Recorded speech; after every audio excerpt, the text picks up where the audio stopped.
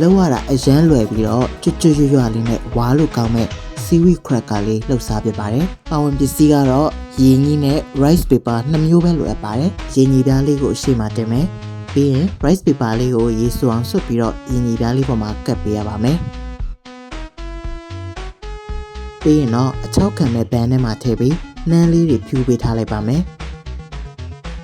အဲ့ဒီနောက်မှာတော့ oven ထဲမှာ7မိနစ်လောက်အချောက်ခံထားလိုက်ပါမယ်။ဒီနေရာမှာနေလန်းလို့လည်းရသလို dryer သုံးပြီးတော့အချောက်ခံလို့လည်းရပါတယ်။အချောက်ခံပြီးသွားတဲ့ရေညှိပြားလေးတွေကိုအနေတော်အရွယ်လေးတွေညှက်ထားပေးလိုက်ပါမယ်။ဒီနေရာမှာရေညှိပြားလေးတွေကလုံးဝကိုမာမာတောင်တောင်လေးနဲ့ချောက်ပေးနေရပါမယ်။အဲ့ဒါမှသာစီပူပူမှာထည့်ကျော်လိုက်တဲ့အခါမှာအခုလိုမျိုးဖွာတက်လာပြီးကျွတ်ကျွတ်ရွရွလေးသုံးဆောင်နိုင်မှာဖြစ်ပါတယ်။ရလာတဲ့ cracker လေးတွေကိုကိုကြိုက်နေတဲ့ရတာမှုနဲ့ပဲဖြစ်ဖြစ်sauce နဲ့ပဲဖြစ်ဖြစ်တွဲစားလို့ရပါတယ်။